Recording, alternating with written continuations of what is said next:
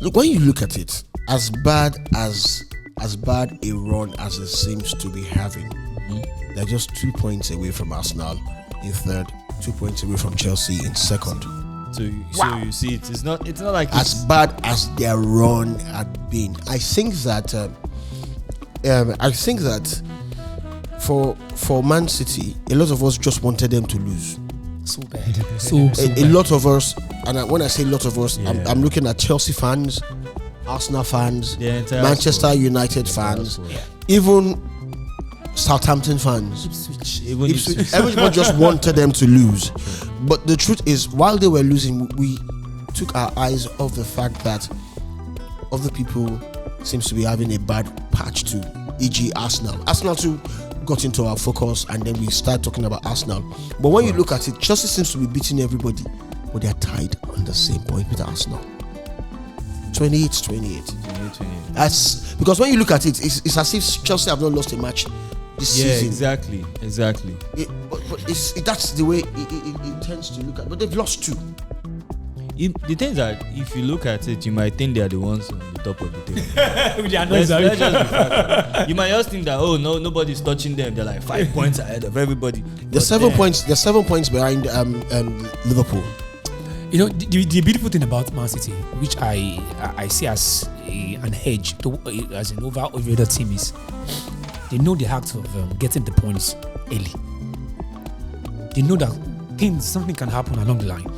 So they have this mindset like, get the points early, get the goals as much as possible. True that. So when the bad days are here, we can lose 3-4 matches, or we can't lose 6. They never saw 6 coming.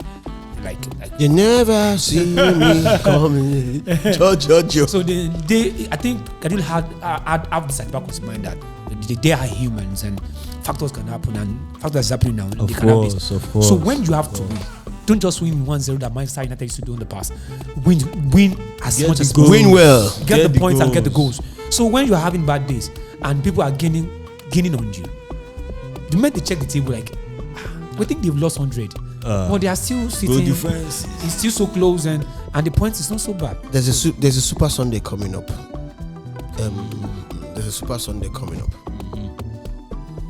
Manchester City's next 2 games. Actually, let me look at their next 3 games. And it's against, first of all, Crystal Palace this weekend on the 7th. And then immediately after that, Super Sunday, they will wait at the Etihad for Manchester United to leave Old Trafford. Come and meet them. And let's see if Manchester United will be able to import their dreams to Etihad, or whether it's going to be a game of nightmares. But of course, after Crystal Palace, Manchester City will welcome Manchester United straight up to the Etihad, and then they will travel again to Aston Villa, to Villa Park, and then they welcome Everton 26th of December. Relatively, when you look at those fixtures, on paper, I probably would want to say the 2 toughest game for them. Then after that, they have Leicester at 29. So the next 5 games are basically Crystal Palace away, Manchester United at home at the Etihad, Villa Park, Aston Villa away, and then they welcome Everton at home, and then they travel to Leicester to play Leicester City. Go play Ruud van Nistelrooy. Go play. My guy. Now this is for me. This is where it gets to be very interesting. On paper, right now, based on existing circumstances, we probably will say Manchester United and Aston Villa probably are the toughest of the 5. Because, and I'll say that because we haven't seen what we have not been able to see. We've just seen Van Nistelrooy's first game with Leicester, and it seems to have to be able to bring them back to their winning ways, which is what he did with Manchester United in the 4 games that he managed for Manchester United. So, but then it's got enough time. We've got enough time to sample. We've got 4 more matches to sample Van Nistelrooy, 4 more game days to sample Van Nistelrooy and see what he is or what he's going to be able to do with that Leicester team. But on paper right now, I'm going to ask you this, Wembley. You both are Manchester United fans. Man City Sunday 15th. let me put you on the spot. I'm coming to the fact that you are in trouble already. You are in double trouble actually. First, your prediction went wrong, so you owe this table, 2 big bottles of. Is it 2 or 3 that we agreed on? If you cannot remember, that's good. You owe this table 3 bottles of spirited beverages. Spirited beverages. Yes. Spirit-filled beverages. And I'm going to church for that. And then we're going to do another one now. But see, do you see yourself in next 2 games? Do you see yourself, actually taking Manchester City to the cleaners at the Etihad? In a very long while, I think this is the only time I'm seeing a coach that really understands what he needs with the team. With the Manchester United team. What you need in the team, or the materials he has and the strength of the material that he's got? He's got good materials. Then finally somebody admits that Manchester United players are actually good. Definitely. Except for Pokoli. Maybe Pokoli. That guy he has been relegated to where he's meant to be. So I don't want to talk about it. No. What if? Because I also know by working with people, that sometimes your boss can in the course of how he's using you, can make you particularly useless. Maybe. Until he proves me wrong. Because we're seeing that in that same team, all of a sudden, Ahmad is pure. Garnacho is and we're seeing players coming out of their shell and playing football right from when Ten Hag left, right from the first game with Van Nistelrooy, even with the first game with Ruben Amorim. As a good Manchester United fan, if they put an Ahmad and a Pokoli side by side, Ahmad, Ten Hag shot himself in the heart. So Ten Hag shot himself in the heart. Yes, he did. Baba Rhymes. Because the reality is, I can't have an Ahmad that is proving himself with his fluidity on the ball, the creativity, the strength, the last passes in the box, the trust towards your opponent, and I'll put him on the bench and bring a Pokoli. And I can't even outrun a single defender. What I said, this is one of the best time that we can play Man City is because I'm seeing a coach that understand his players, understand his strengths and bring them according to their strength. No emotions attached. Do you see him repeating what he did with Sporting? If he continues this way, we are becoming. Well, we're going to the Etihad to tear down the yard. So shreds, brother. It's to shreds. You don't believe that? Oh my God, ladies and gentlemen, I had offered to provide the fish for the barbecue, for the drinks, but now I think that with that particular line that Easy has dropped, I may put the fish online too and see as part of the steak and see if they don't tear the Etihad to shreds, then you buy the fish as well. I beg you, don't bill me. Okay, let's just say the tearing Etihad to shreds is a fan words. We believe we are going to do well because I saw the reason why I think he benched Rashford and Ahmad against Arsenal was because last game we played they both had knocks. They had knocks, so he can't risk that. Can't. So we're seeing a manager who knows how to manage his team. Yes, that's what I'm trying to tell you. Today, I saw Mazraoui as in being so beautiful. It's beautiful to watch. I told you then. I said the only thing I would say Ten Hag did right was Mazraoui. You let a good player go in the place of Wan-Bissaka, and you brought another better player that is removable, passing accuracies, can assist the attackers, and he's hungry to play.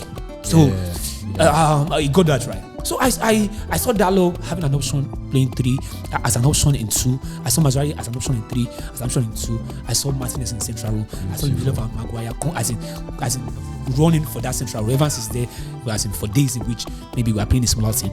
Come to the midfield path, and I saw if not because of the yellow cards that Meno had and I think Casemiro. So it would have been beautiful to watch him also. So imagine having a menu in the central row. Gatti is there. We have Fernandez at their team. We have Casemiro sitting there being prolific with passes and wonderfully doing well. So I'm saying now, as in, I was wondering, is this Casemiro that everybody want to tear down? As in under Ten Hag? Because this coach understands who to use at the right time, where to use at the right time, where to sub, and where to bring them in. Ahmad has been beautiful. Every three knows that Ahmad is a threat to them. Yeah. So, Facts. He had to. Arteta had to move Zinchenko out of that place. In less than 5 minutes, we had the yellow card. 5 minutes, and he had to move Timber to that position. You know, but it's beautiful. That's what we expect from Ten Hag. Don't forget his name, sir. Okay, I don't want to call him that. I don't want to call him that. I don't want to call him that name that we already know him for. Now it's hard to now remember him. That's that bad. But Bokoli, yeah, that's the best name I can remember. That was what we expect from him. Anthony. Yes, Anthony, if you're listening, please. What we expect from him has always been be a threat on that lane you are. Simple was an attacker. Simple. Be a threat. I said Brazilian. Commit them. Let them come. Let them come to you so that at least the attacker, the striker can have that space. You know, and you can float in balls. There's always Bruno Fernandes there. There's always all these other guys that are waiting on the hold-up play. But once you see Anthony going towards his defenders, he will start coming back again. Can predict what he's doing. Like he's going back, and you're like, he runs, move now. He stops. He runs, stops. He turns back. He's looking for someone to pass to sharp. And bro, like, come on. This is not 1980, bro. This is not 1972. You see Garnacho trying to even commit defenders. Like, hey, come. I want you to mark me. So bottom line now is this: you say you're going to tear down the Etihad. This is my pen.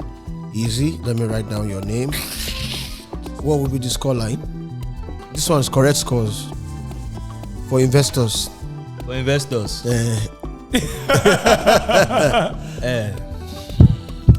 do this again. Spiritual beverage. 2-0 favor of Manchester United.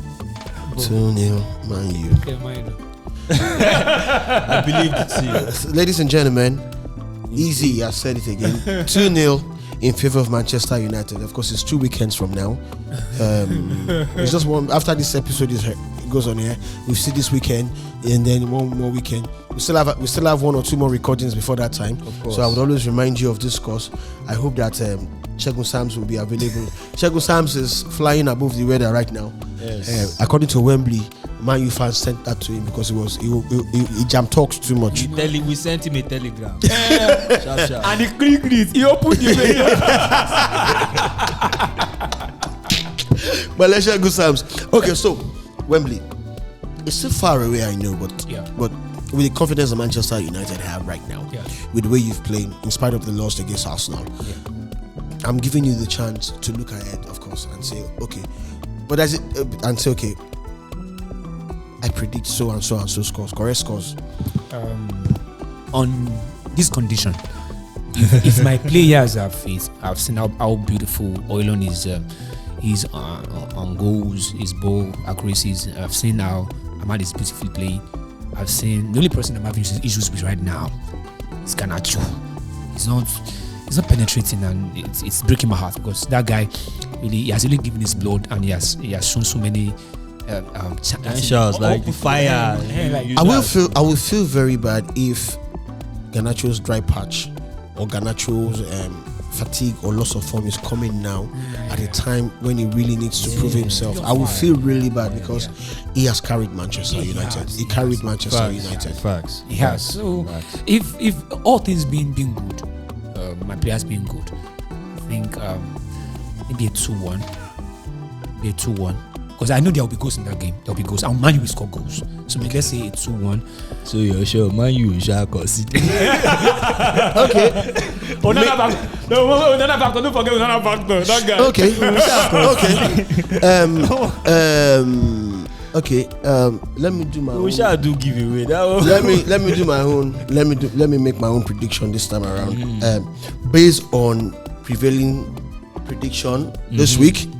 It may change after I see the game over the weekend, but based on existing circumstances, looking at what I have here, I think. My lord. I think I will go with goals average. So Which choice goes average again? Oh, Lord. so I will say over 1.5. Look at you. No, you put No, on, you said correct score. score. You put on- you put As I'm the moderator of this show. Which kind of moderator? okay. Correct score. Correct Okay. Score. You gave the rules. Stay by the rules. No. Don't be like See, some people. I'll be a cheat if I make the rules and then I'm participating in the rule. No, No, then no. don't even Don't get give us involved. rule. Don't even get involved in These people want to. If you want to talk about the correct scores, I said 2-1. He said 2-0. Oh, I yeah, said what's 2-1. your own? What's your own? Correct score. Don't hide behind, as in come out straight. Just have it at the back. Man, you do give away. Let's see your emblem. So, ladies and gentlemen, by the virtue of my office on this show, I cannot support any club. It's very inimical. So It's that very can support. yes. It's very inimical. INEC does not vote, and if they vote, they don't announce their votes in public. Okay. But the INEC can influence. I'll ask you after the show. But I have a feeling that personally, shying away from while I was shying away from going the correct scores, I see a case of Manchester United winning or the game ending in a draw. And this is it. Why? Even if Manchester United is about to be nailed, if Manchester United's coffin is about to be nailed, or Manchester United has been killed, coffin nailed, Guess where you're going. buried, and they are going to play Manchester City. They will have muscles. They will draw oxygen from. They may lose, but then they will draw oxygen. But looking at the Manchester United that we have now, and I'm still, even if Pep Guardiola's side win this weekend that we're going into after the game against Crystal Palace, I'm still not going to give them that over Manchester United, because it's Manchester United that we're talking about. It's a Manchester derby. It's a derby. It's a derby. It's bragging rights is involved, and Pep knows that. True. Pep knows that, and for some reason, Manchester United players know that more now. What is at stake for both teams have a lot at stake for them. Manchester United, in the sense that the players want to prove that, look, we are actually good, and we can get better. Ruben Amorim also wants to say that, look, Arsenal was just a glitch. Whatever happens this weekend too, I can actually build on it. And then you have players who want to say, look, no. And besides, I have a feeling that if Manchester United is the only club that will be standing between Manchester City and the league, then Manchester United will play it and play their hearts and wear their hearts on their sleeve and play the game of their lives, because it's then going to be a stain of that pricing that Jemina, your noisy neighbor win 5 in a row, and I think they made that happen.